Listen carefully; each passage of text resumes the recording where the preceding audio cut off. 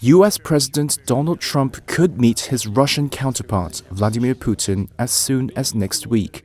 That's according to a White House official Wednesday. This would be the first face-to-face meeting between a sitting US and Russian president since Russia launched its full-scale assault on Ukraine in 2022, the biggest attack on a European nation since the Second World War.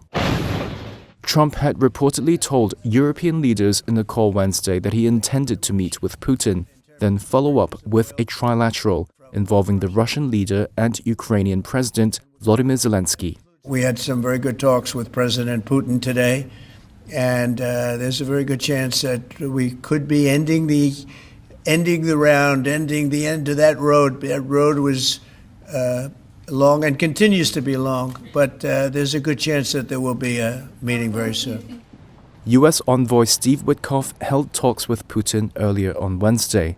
The Kremlin described them as useful and constructive. But Putin and Zelensky have not met since December 2019, and they make no secret of their contempt for each other. The diplomatic maneuvers come days before a deadline by Trump for Russia to agree to peace in Ukraine or face new sanctions. Zelensky said Wednesday Washington's strong-arm tactic seemed to be yielding results. It appears that Russia is now more inclined to consider a ceasefire. The pressure on them is working. But the main thing is to make sure they don't deceive anyone in the details, neither us nor the United States. Media outlets have reported the Kremlin might propose a halt on airstrikes by Russia and Ukraine. That would offer relief to both sides. But it falls short of the full and immediate ceasefire that Ukraine and the US have been seeking for months. Since the two sides resumed direct peace talks in May, Russia has carried out its heaviest air attacks of the war, killing dozens in Kyiv.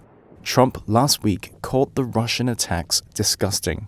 Meanwhile, Russian sources close to the Kremlin recently told Reuters that Putin is unlikely to bow to Trump's sanctions ultimatum because he believes he is winning the war, and his military goals outweigh his desire to improve ties with the US.